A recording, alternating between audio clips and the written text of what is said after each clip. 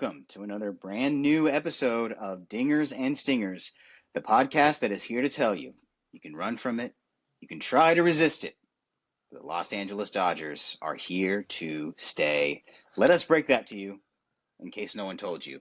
I'm Dallas, that's Drew, and that's Matt. And on today's MLB episode, we are going to recap the last three games of the World Series. The Dodgers ended up winning that World Series. It was a wild one. So many things, even from our conversation while Game 4 was airing on last week's episode, that just with some wild cases of if they can do this, then this will go 7, came true, and here we found ourselves. So we're going to talk about that. We have a little bit of fan corner business to attend to later on. There are people who are opting in and out and waiving and not waiving and having surgery and in court. Well, our teams are busy, so we're going to get busy talking about them. So we'll end the show there. And also, a very special return to the MLB episode of Dingers and Stingers segment will be on later today. So that's a packed show. Let's get right to it. I said it as we let in the Dodgers repeated as World Series champions. And so let's just, the MVP was Yoshinobu Yamamoto. His World Series was 3 wins in his appearances, 17.2 innings pitched, 1.02 ERA, 10 hits total, and 15 total strikeouts, only 2 walks for him. He was dominant on a Dodger team with a lot of dominant performances. He was the most dominant. So let's breeze through games 5 and 6 here. We want to spend most of our time on game 7. So game 5, Blue Jays, ambush. Blake Snell, they homered twice in the first 3 pitches, and they won the game 6-1. Trey Yesavage put up an incredible performance for the Blue Jays as well. Their offense had his back, but he was out there dealing. So talk about Trey Yesavage for a little bit. What did you guys think of that performance? Obviously, it's one of the best by a pitcher that we've seen in a World Series, but what did you take away from that? It was awesome. We've seen him do it a number of times in the playoffs already, this rookie season. He's 22 years old, started the year in high A or low A or whatever. He went up shot through the minors this year. Really cool story. That was his last little stamp on the year. I know he did come in game 7 as well when it was all hands on deck, but 7 innings pitched, 12 strikeouts, only 3 hits given up, one run on a solo shot by Kike Hernandez. That's as good of a pitching performance as we've seen from a rookie in the World Series since probably, I guess, Madison Bumgarner in 2010. That's a good performance from any pitcher. You would take that from anyone. It'd be one of the better ones we've seen all playoffs. The fact that it was a rookie and it was against this Dodgers lineup that is just full of guys who can hit it all over the yard. It was just really, really impressive. And at the time, it gave the Blue Jays a 3-2 series lead heading back to Toronto. If things had gone differently, I think we would remember that outing much more. But still, it really wowed me. That's for sure. Yeah, no, I 100% agree. I think it really just kind of goes to show, like, I don't know, again, as someone coming from an outside perspective, sometimes I do question the patience and longevity that baseball takes with certain players. Sometimes I think, like, if a guy's got it, maybe he's got it. Especially some of these kids who are getting drafted out of college rather than high school. It's like, if you can throw the ball and you can get people out, like, I think that translates in a lot of ways. And I'm sure there's more intricacies to it, but I just wonder, how many players like this are we going to see pop up over the next year or two? People being like, hey, we have this, rookie we just drafted out of college. Dude looks pretty good. Like, why not just shoot him up through the minors and get him up? Because, yeah, Trey Savage was awesome. Like, at the end of the day, you can't deny he was really good. And seems like he's going to be a core piece of this rotation. And yeah, I don't know. Super impressed. Super impressed. Yeah, no doubt. One for the books for sure. I wish it was the the history books, but maybe it'll just be the, baseball trivia books nowadays, considering the result. But let's go on to game six. A little bit less action in game six from an offensive perspective. The Dodgers ended up winning the defensive duel 3-1, forced that game seven. At the first game back in Toronto, this was the game that Yoshinobu Yamamoto started. And he put up a very, kind of a normal at this point line for him, kind of a run-of-the-mill line of just 6 innings and 5 hits, 1 walk, and 6 Ks, only gave up a run. But Kevin Gausman pitched with him as well. Over the course of the game, all the runs were scored in 1 inning for both teams. And so, you had this sort of game where the pitching really was the show once again. So talk about game six. Did it surprise you at all to watch Kevin Gausman go pitch for pitch with Yamamoto? No, I mean, it didn't shock me. Yamamoto obviously had an amazing playoff run this year. But Gossman is the Blue Jays guy. He's their ace over there. He's one of the better pitchers in baseball. He's got that nasty split finger. I think it was the pitching duel that I kind of expected, and the result was kind of what I expected. Gossman was a little bit worse than Yamamoto. It was really just that 1 inning.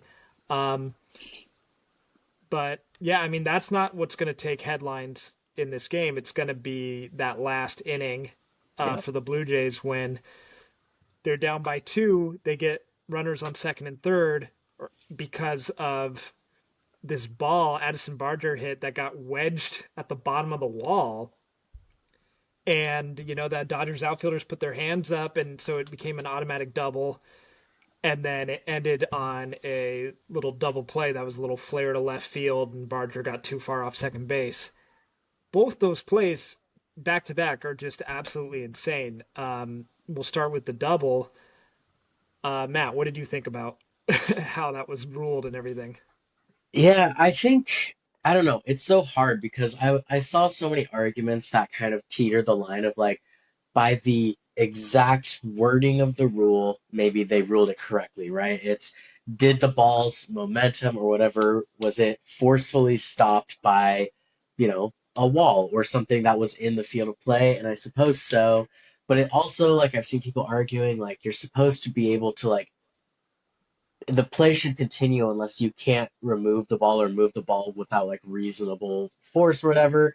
And a lot of people are pointing back to there's been a couple instances of this. I believe one of them was like a Prince Fielder inside the park home run because he hit a ball to right field that got lodged. The ump ran out there and like flicked the ball out and was like, no, that wasn't stuck.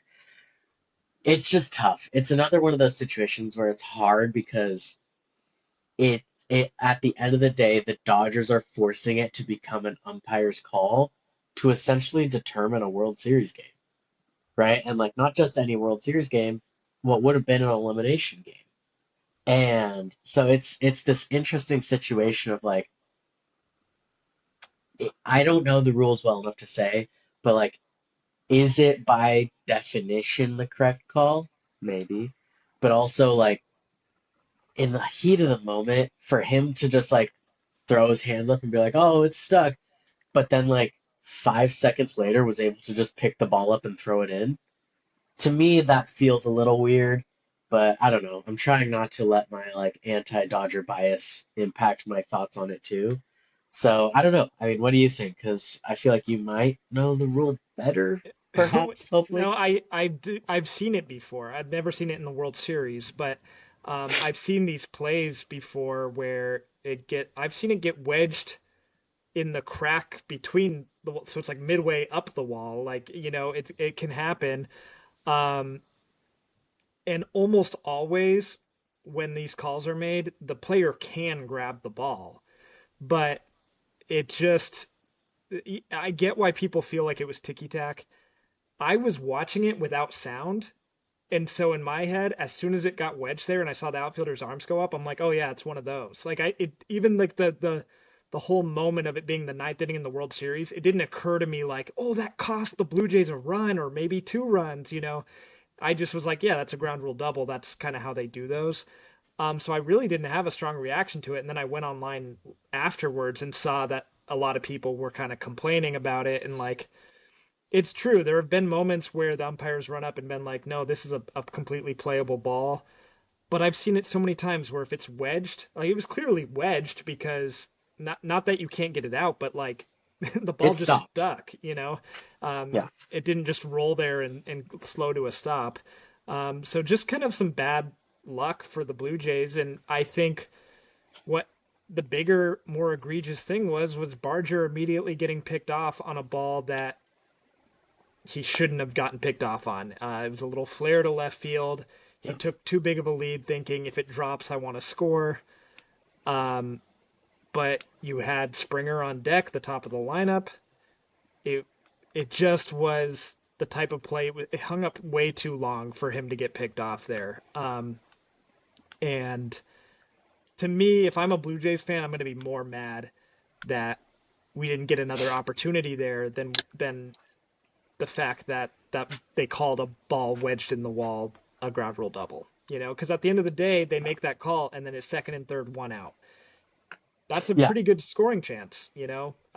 So it is what it is. But Yeah, a I, clean I, I win was definitely I see welcome. where you're coming from because like if you were to pitch like okay, you're down in the sixth game of the World Series, but ninth inning, bottom of the ninth, you can have second and third with one out. Everyone's gonna be stoked. They're like, yeah, I'll take that. Like I'll take that scenario. Hmm. And I think it's just the bad taste is left in their mouth because of what happened. But it's like you said, like if that's the way that they're normally ruled, then that's the way they're normally ruled. Like there's not Yeah. much debate to it. Well, and I think if Yeah, if if the you're mad, not you specifically, but you know yeah. anyone who's mad at the Dodgers, um, because he put his hand. It's Justin Dean, is that his name, the center Yeah. fielder? Put his hands up in the air right away. Like that is a baseball player reaction. That's not a like the Dodgers have taught us to do this one sneaky thing to really, Hmm. you know, that's just a guy knowing the rule and doing it instinctually. So, you Well, know, and if you look too, he looks at Kike, and Kike had his hands up, and he saw Kike, and then put his mhm, hand like it's just one of yeah. those things. Yeah, it's like you're saying. It's like that's just a guy who's having a baseball reaction, who's probably been out there and had that happen to him. Like, Mhm. Yeah. And yeah, you're right. Second and third, one out in the bottom of the ninth is a really good scoring opportunity. I'm sure that we won't talk about a scoring opportunity that might have been even better later. I'm sure we won't talk about that. Let's talk about game seven. Oh, we will talk about one that's better. Okay, bummer.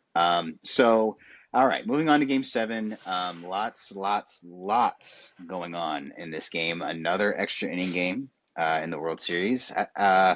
Two in this World Series. Luckily, this one was a little shorter. But this one broke the record, right? This World Series.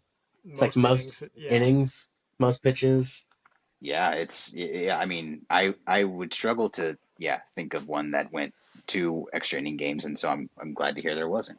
But or at least that long of an extra innings. But so game seven, the Dodgers rolled out the Death Star pitching lineup. Everyone was on deck. Everyone was available. Despite that, though, the Blue Jays did take a lead into the ninth inning. One run lead into the ninth inning. Then Miguel Rojas forced extra innings on a solo home run that um, I just can't explain. And then, Will Smith delivers for the Dodgers in the top of the 11th after the Blue Jays failed to score in the bottom of the ninth. And we'll talk about what their situation was in a second. But, let's just start with the Dodgers pitching. Okay, so um, did what we've been waiting for this. Like we knew this was possible in a winner take all game for them to do this. What did it feel like to you guys as you were watching it, as you were watching one guy come on after the other? It honestly didn't feel that scary. Seeing them in this context is a far less threatening way than looking at the beginning of a series and seeing them lined up games one, two, Hmm. three, and four. Because Shohei was on short rest, and that kind of showed it wasn't a very good outing for Shohei Yep. to start. And then Glasnow comes in. Well, you've seen the Blue Jays hit off Glasnow in this series. So, and he had pitched out of the pen the night before, so that's always a little weird. Blake Snell comes in. Well, like we talked about in game 5, they ambushed Blake Snell. They gave him two not very good starts in this World Series. And then Yamamoto, who ended up being the World Series MVP and absolutely dominated them this whole series, even him coming in, you're like, well, he pitched 95 pitches yesterday. So with all of the context built in, you're kind of like, well, is this even a better option than a fresh reliever? Like Roki Sasaki didn't come into this game. They have a whole slew of relievers that they don't really trust, so that's part of it too. But um, yeah, I mean, and as we go through the rest of this game, you'll find the pitching was not infallible. The Blue Jays had plenty of opportunities and never did quite cash in the most important run. But yeah, I mean, the Dodgers, they obviously got it done, but that to me, that couldn't have been a very peaceful watch for any Dodger fan.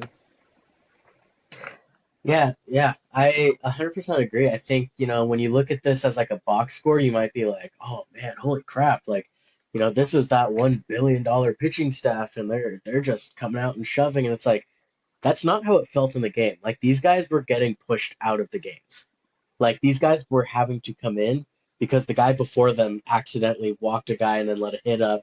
Like it was not like this just like inning after inning dominance. And on top of that, this was a game 7. So clearly the Blue Jays had been hitting off these guys. And like there is no shade to this pitching staff. Obviously, they are the best starting pitching staff in baseball. But yeah, I don't know. I felt like watching that game as well. I was like, the Blue Jays have shocked me so much that I was no longer shocked at the idea that they would produce off some of these guys. The only one who was questionable was Yoshinobu, but like yeah, like you said, Drew, he had pitched the night before and he came out and I believe his very first batter was a 4-pitch walk. Yeah, Like I think it was a hit by pitch. Was it? I think, he pitched like 3 pitches balls and then I think hit him. yeah. And so it was just one of those things where, he started off that way. And I was like, man, the Dodgers might be cooked here. Like, they might have run out of gas right at the end here. And, obviously they didn't and they pulled it off. But it definitely was one of those things like the name value of all the Dodgers players was faded by the end of this game. Like, you were no longer afraid of the individuals as much as it was just like who's gonna flinch first. Uh, staying on the Dodgers pitching for just a second longer, did it surprise you that Roki Sasaki did not appear in this Game 7 at all? Yeah.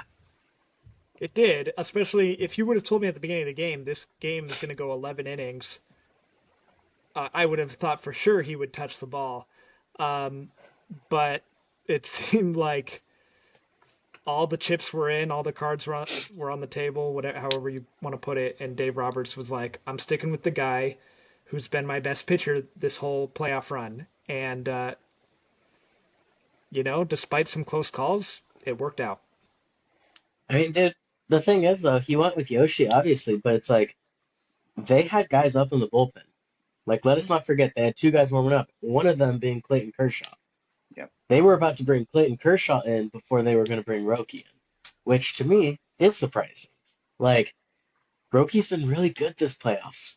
He's been really good, and especially in these like late game, kind of high leverage situations, like he's been pretty nails. So I was surprised personally that he wasn't at least warm or getting warm throughout the later stages of that game. Yeah, and another interesting part of that is like, you could make the argument perhaps that of all the players on this roster to like protect and not want to push past their limit, Roki Hmm. Sasaki would maybe be that guy because he's so young, he's had arm troubles in the past, he has a full career ahead of him. But like the same thing minus the arm trouble could be said for Yamamoto, where this guy and he's invested much more the Dodgers have invested much more into him than they have Sasaki to this point. So, um, yeah, I mean, it certainly. I'd love to know what the pregame meetings were like when they Mm. were trying to game plan for this. Um, as soon as Shohei hits trouble, it's going to be Glass now, and he's going to go this many, and that, I would have Yeah. liked to see kind of how they were thinking beforehand, because Yamamoto going 2.2 to finish it off is when you had fresh arms seems kind of crazy. But hey, once again, they won the World Series. It worked, Yeah. right? Okay, let's move on to the Blue Jays offense in Game 7. They got 14 hits. They left 14 people on base. And they were 3 for 17 with runners in scoring position. So my question is, what the hell? Yeah, I mean, I guess you could just point out what we just talked about and say Dodgers pitching, they know how to pitch, they can get out of big situations, whatnot. But I mean, it was a frustrating watch. Early in the game, it was the third inning when Bo Bichette hit his home run. Yep. Uh, he hit that 3-run homer after they intentionally walked Vlad, and it was such a great moment. The crowd went nuts. Bo stood and watched it, rounded the bases. Awesome moment. And then they just never had the big hit again. They got one more run, maybe like an inning or two later, and then that was it. Um, it was it was so frustrating. I mean, the amount of opportunities they had, even just late in the game, it felt like they always had runners on. They always had runners in scoring position, and they just refused to get the good hit. And John Schneider kind of tried to hold off on the like defensive and base running substitutions because that was kind of their downfall in game 3, but it wasn't enough because you had Isaiah kind of Falefa taking at bats in extra innings. You had Miles Straw going up to the plate in extra innings. Mm-hmm. So it was just it just was so tough to watch because like all of us on the pod, not afraid to admit it, we were rooting for the Blue Jays. We wanted the Blue Jays to win, and they just had moment after moment after moment, and they just couldn't get that last little thing they needed. Yeah, I mean, this is one of those instances, right? I think the Blue Jays lost the series equal part as much as the Dodgers won it. And like obviously, right? Like obviously. But like when you really look at how the game was and how really all 7 games were, and we talked about it, I don't even know if it was on the pod or just in our, text to each other. It just felt like the entire time, and I think for good reason, the Blue Jays a lot of the time were really pushing the gas on like they were trying to force situations. I don't know how many times I saw a Blue Jay player get thrown out at home in this series. And I think the same thing kind of applies to like these, games like this in game 7 where it's like there were so many moments where they were aggressive in the wrong time and not aggressive at the wrong time. Like it seemed like they were never pushing that aggression button when they needed to be. Um, and ultimately, we saw that with the very last play, with Isaiah kind of Falefa getting thrown out at home. Like you look at the replay of that scene, and he has like zero secondary lead, and on contact, bases loaded, you've got to be sprinting, and instead he's watching the ball and watching where it goes. And granted, you don't want to get doubled off, like all that stuff. I get it, but I don't know. It's just in that moment, and then you take the foot, like the feet first slide. There's so many moments where you just feel like they pushed the gas when they shouldn't have, and then they didn't when they needed to. That's how I felt, at least. Yeah, I want to talk about that play you're talking about because I think it had a ripple effect from what happened at the end of game 6 where they were too aggressive on the bases and get thrown out to end the game on the double play. I feel like that might have been in IKF's head. I think was that the ninth inning when they had bases loaded? Correct. Is Bottom of he the Bottom. the? ninth? They Is were I was gonna bottom of the say ninth, bottom of it. bases loaded, one out. Yeah. Bottom of the ninth, bases loaded, one out, and it was Varsho up. and infield was in, of course, Yep. and um, yeah, ground ball to Rojas at second, and he really it kind of like eats him up a little bit Oh to Mm-hmm. yeah. the point where like if a runner had broken right away, they would have been safe. And I saw the picture, of how far he was off the base at the point of contact. He's way too close. I've seen MLB players or former MLB players on Twitter like commenting on either side of the issue. So I really don't know who's like factually correct here. I just know in that moment you got to score. And I think the more egregious thing is, and I don't know if players are not being taught this or what, it is faster always to just run straight through something. That's why you run through first base. You don't slide into first base because you're allowed to run past it. Well, you're allowed to run past home too. Once you touch home, you've touched it. You're safe. And so he slid feet first. It slows him down. He's out by half an inch. I wonder, regardless of the lead, if he had just sprinted through home plate, would he have been safe on that play? I think he might have. And so it's Well, at just least little, tie goes to the runner, right? Like, right. And I mean, those kind of things are easy to second guess. The very next play was hit to the warning track, and Andy Mm-hmm. Pages came over, collided with Kike Hernandez, and made the catch. And it felt just at that moment like it doesn't really matter what the Blue Jays do. The Dodgers are going to win. And it felt like that a little bit in the top of the ninth when Miguel Rojas, of all people, we're all at home counting him. We're looking past him because Shohei's on deck. We're like, okay, Yes. Shohei's going to have a chance to tie the game. And all of a sudden, Miguel Rojas is in a 3-2 count, and he has no choice but to throw him a strike right down the middle. I Yep. mean, he had somewhat of a choice. He could have had a better pitch there, but um, Rojas knew that, and he just, hit the home run of his life to tie the game. It just so many things that happened in this game, so many swings one way or the other. As soon as it got tight late, it just seemed like every swing was going in the Dodgers' direction, and it was just that's how this thing is going to go. Um, because in the bottom of the ninth as well, Vladdy let it off. He hit one 3-0 pitch off the Yeah. bat.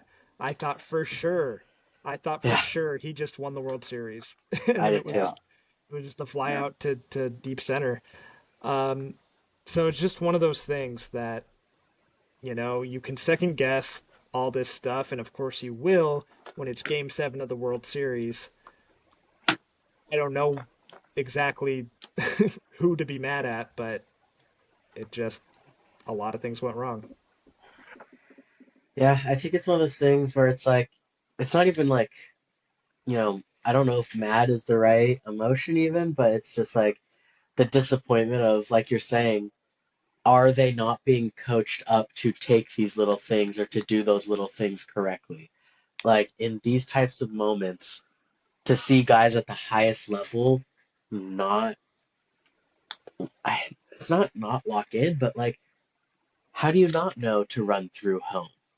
At the very least, how do you not go head first and really get that extra like reach for it, right? Like, Hmm. how many times do we see guys go head first into home and they can beat it because you have that extra reach. It's like he took the slowest possible route after already having no lead. Like to me, that play, that like at bat is really, I think, what explains the whole difference between winning and losing this whole series. Like, take every other pitch, every other at bat out of it.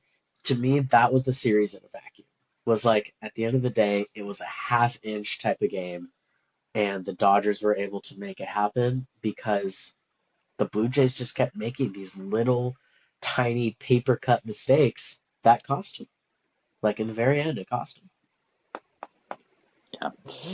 Yeah. The most disappointing thing about it for me, if the Dodgers had done this in 4 games or 5 games, I wouldn't care. Like it'd be like, okay, yeah, that's fine. We watched a team play well enough to beat the Dodgers in the World Series. They did. They played well enough to beat them, and they still didn't. And that is the part that I think, when I was breaking it down for me, why I felt so like, ugh, what the heck, after it was over, was because I witnessed the team do what we thought they were not, what we thought maybe no team was capable of doing, and certainly maybe not the Blue Jays at the start of the series. I watched a team play well enough to beat the Dodgers in the World Series, and they still didn't win, and that was a bummer. Um, but before we move off of Game Seven, Will Smith was the guy who delivered for the Dodgers in the top of the 11th. He hit what would be the game-winning home run, and the Dodgers took the lead, and then they finished business in the bottom of the 11th. And yet again, the World Series was won on the road. How many times, like in the last few years, like in the last little while, is that? I feel like it's a lot. And I feel like the Dodgers especially never win it at home. Um, but that might just be a feeling I get. But yeah, so any more Game 7 specific thoughts? I have a couple more questions that we can talk about generally, but before we move on to Fan Corner. Just going to be a long winter for Blue Jays fans thinking about that game. Yeah, big time.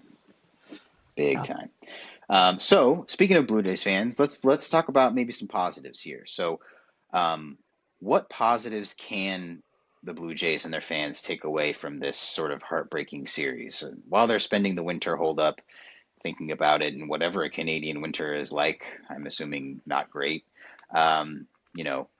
What can they think about that will make them smile rather than frown? There's plenty. If you want to be an optimistic Blue Jays fan, there's plenty to be happy about. More than any other team we've eulogized to this point, I would say. You came as close to beating the super team Dodgers as anyone ever thought you could. And you played them better than the Phillies. You played them better than the Brewers. Like you showed up when it mattered. It just wasn't quite enough.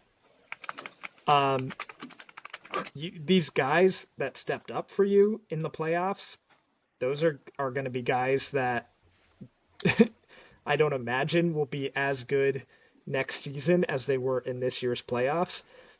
But they're going to be, those heroes in town forever. Ernie Clement broke the record for the most hits in a single postseason. You had Yep. Addison Barger, who hit near 500 in the World Series. And then, of course, Trey Yesavage. You have him to look forward to for quite a long time. So you came away from last season finishing last place, not knowing if Vladdy was going to be on the team for the long term, finishing second to every single big free agent, including a couple of Dodgers, and to go through this whole season and let's face it, I didn't think the Blue Jays were that great of a team. I knew they were like a decent enough team to win the division, and I see a decent amount of them because they're in the same division as the Red Sox, and I really we beat them in a series like a week and a half before the season ended, and I was thinking, I don't know. I guess obviously they'll be in the playoffs, but I don't know what I'm gonna expect from the Blue Jays. They clearly have it, and so obviously you got to keep putting in the work and keep getting better. And the guys who did good this year have to do good next year, and all that is true. But there's reason to believe all of that can happen, and you just got to keep pushing forward, and you got Vladdy for a long time. Mhm. Yeah, I think if you're looking at the positives, I think one of the huge things, and I'll read this to be exact so I don't mess it up, but there's an example of a team who kind of went through this. I was going to say recently, but time has become a fever dream for me of late. But the 2014 Royals, if you look at that World Series, right? I'll read this. So that was their first World Series appearance since they had won about 30 years prior. It's pretty much exactly what the Blue Jays situation was. They lost in heartbreaking fashion in a Game 7 at home. They lost to a generational pitching performance by an opponent's starting pitcher who came in to deliver the last outs and ended up winning the World Series MVP. I mean, how many comparisons have we seen to this year's, Yamamoto to the Madison Bumgarner performance? And the very following year, the Royals came back and won the World Series. And so I think if you're looking at just like how it goes, there is precedent already set for teams who get this close and don't get over that hump to come back the next year and like understand, okay, we can actually like know what it takes to finish the job now, right? It's going to come down to coaching. It's going to come down to the player's mentality and how they're able to lock in. But like, it's pretty much like a very similar situation should they come back and win the World Series next year. Like, it's just one of those things. I think, clearly they showed they have the players to get it done. That locker room clearly loves each other, and they had a lot of, we always joke about these like power of friendship innings. They were the power of friendship team this year. Like they really were, and they made stuff happen. And if they could keep that going, there's no reason to think it can't keep going. Yeah, and just one thing that they have that the Royals even did not, is that they are already a team that shows a willingness to spend in free agency. And now I don't know if guys are going to be so quick to snub To them. say no. I think a lot of people saw that run and thought, oh, this might be a team. If they come knocking, I might want to play with these guys. So Yeah. um, they're losing some pitchers to free agency. Well, maybe they pick up some better ones this year and run it back. Yeah. Yep, lots of things for Blue Jays fans to sort of dwell on when they want to take a break from the overlay of Mookie Betts and Isaiah Kiner-Falefa at third base in similar situations in the same game. You know what I mean? Like, take a break from that and think about what you got going for you. All right, let's halt the World Series talk there. It was a wonderful series. Another, kind of really cool World Series. And so, it's a shame it didn't really go the way any of us wanted it to, but you know what? Dodger fans, rejoice. You are here. It is happening. The things that your team has paid for are occurring. And, now it's you versus everybody. So, let's do it again next year. All right. So we're going to go to Fan Corner next because, look, the transaction machine has started to whir in the aftermath of the World Series. Not necessarily anything that shakes the earth necessarily, but things are happening with our favorite teams. So let's talk about them for a little while, and let's start in Boston with the Red Sox. What's going on in Red Sox land? Yeah, so been a long time since some Red Sox fan corner. Good to be back. But yeah, we had some opt-out decisions since the World Series ended. The deadline starts coming up, and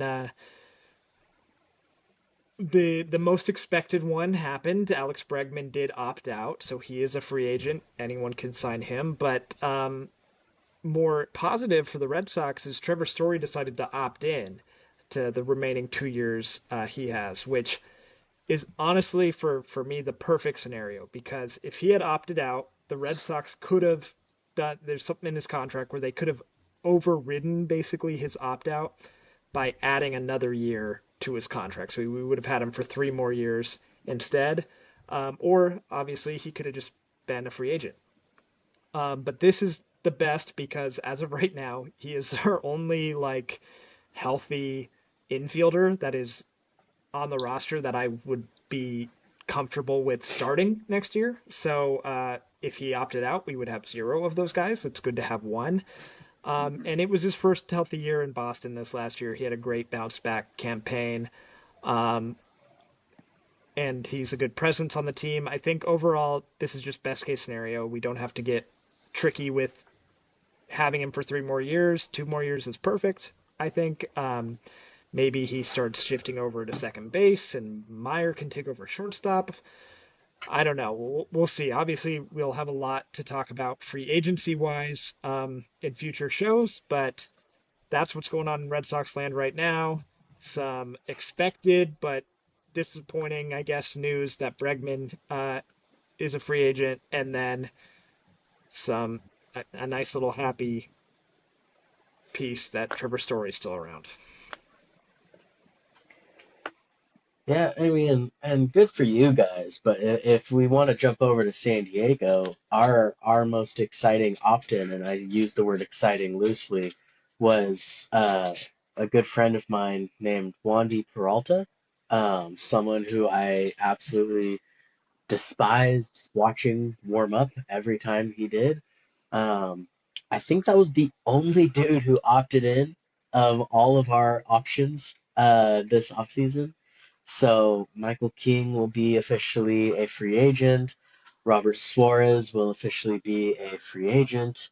We've got a lot of turnover happening right now, but That's the Wandy problem. Peralta is still gonna be with us. Yeah. Uh, The problem with player options is if you want them to opt in, it means they can probably make more money as a free yeah, agent, so they won't opt in. And if you would prefer them to leave, they're like, no one's gonna want to sign me, so I'll just stay here.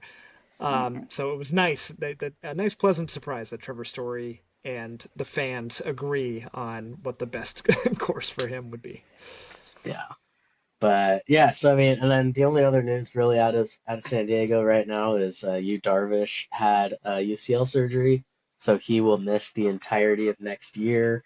I don't know if this is some kind of like golden handshake thing where they offered, hey, if you're gonna walk out, there was rumors that he was debating retiring even mid-season this year just with his injury issues. But just to be like, hey, we'll keep paying you, we'll pay for this medical procedure.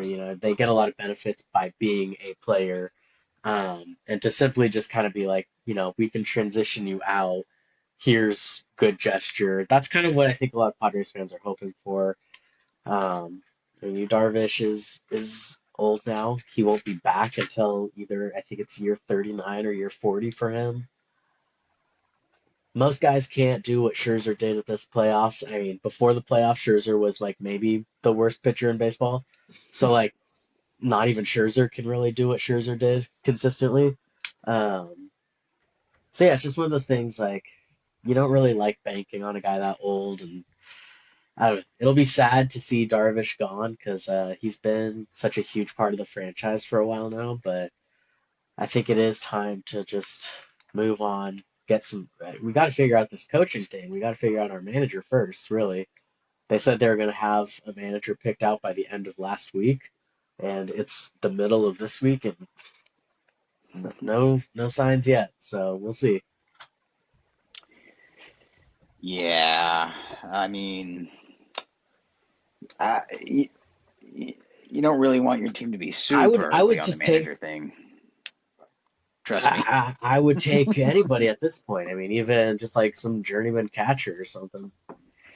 Yeah, I have one you can have. Let's undo it. Um, but Yeah, so good times in the opt in opt out world. A good free agent class coming up. Speaking of all those opt outs, good free agent class coming up. Lots of good names there. We'll do an episode or two at some point with some breakdown of like what the class looks like and where we might think everybody ends up. So stay tuned for those.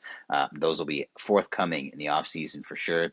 The I guess if we're gonna do fan corner, let's mention the Angels. Nothing really much going on, but the team's in the middle of a very intense and very strange lawsuit court case right now. Updates are kind of coming in every day about what went on in court that day. If you're not aware, this is the trial against the team from Tyler Skaggs' family. Uh, Tyler Skaggs' family alleging that the Angels were negligent in the sort of drug use that unfortunately led to Tyler Skaggs passing away. And they're suing the team. And they're trying to make them accountable for um, any negligence that might have occurred.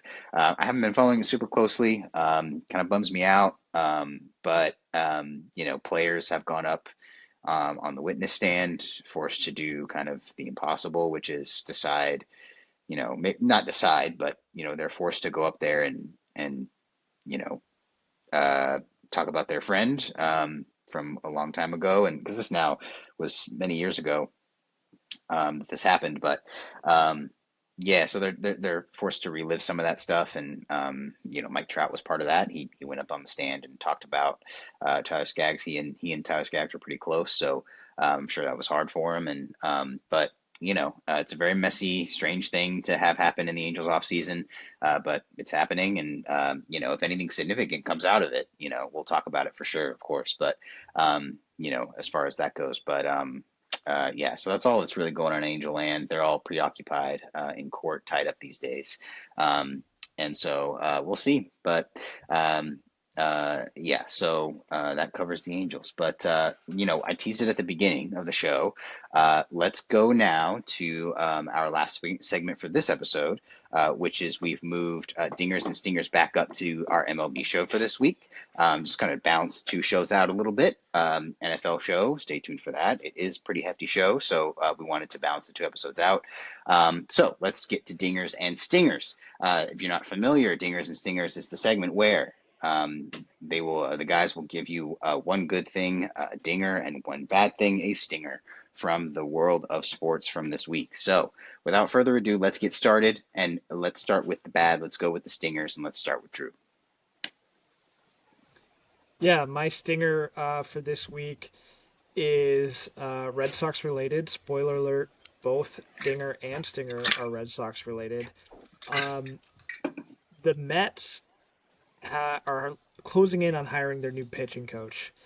And the name that it appears to be, it's not official yet, is this guy, Justin Willard. And let me be the first to say, this is a name I've heard. Would I have been able to tell you much about this guy a week ago? No, probably not. But from everyone I follow in Red Sox land, this guy, he's our director of pitching. So kind of throughout the whole system. This is going to be a big loss for the Red Sox, who are already losing a lot of people behind the scenes to the Nationals because they hired their new head of baseball operations over there, and he was from our organization, and he's taking some people with him. So we're already losing a lot of people. Losing him seems like it might be a big deal. Our pitching development has come a long way in the last couple of years. So I don't know. It's always, I guess, flattering when there's such a brain drain, but at the same time, I don't like it because it seems like things were finally kind of turning around for the Red Sox, and I hope that stuff like this is not a big setback. Yeah, very coaching attrition is always very scary, and things like that when it happens. And so hopefully they've got the right guys in the building to be ready to go. Um, all right, stinger number 2 from Matt. Let's hear it, buddy. Yeah, my stinger for this week is really just I've officially decided that the NFC West is elite, and they're too elite. I'm usually one of those guys I'm countercultural in this way. I actually like rooting for the NFC West as a whole. I think it's cool when, you are part of the greatest division in your sport. I think that there's some pride to that. Uh, I don't like how good every single team is now, though, is the issue. Usually I like to be like, man, we're competitive. And now it's like, shit, are all four of us going to make the playoffs potentially? Like, the Cardinals look sneaky good with Jacoby Brissett, and Sam might win MVP, and the 49ers are winning with a practice squad. And so it's like this weird, like, I don't know, man. The NFC West is real scary, and I'm not liking it the way I used to. Yeah, yeah. I mean, I'll just flat out. I've never appreciated competitive division rivals. Forget. I wish you all lost every game you played. Like that'd be great. That would make my life so fun. But yeah, we'll talk about it more in our NFL show this week. But yeah, the NFC West is looking pretty good. And I mean, look, it was pretty.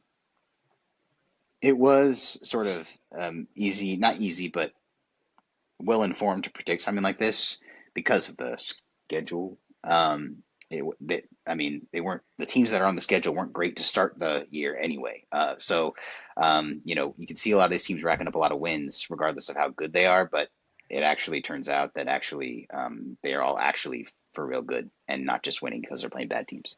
So, bummer Yeah. for me. Stinger, I'll second the stinger for me as well. Okay, let's end with the good though. Let's go to dingers and let's go back to Drew. What you got?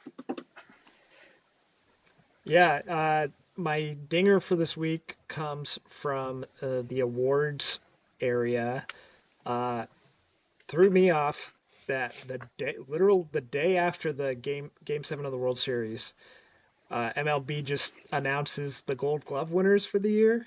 I feel like it Mm. used to be a little more ceremonious. Maybe I'm wrong. Maybe it's always just been a dump on some Sunday afternoon. But either way, Gold Glove winners came out and got a couple of Red Sox on the list. I always like to see that, even if Gold Glove is not the end all be all of who's actually the best fielder at any given position. I think they did get these two right in the American League.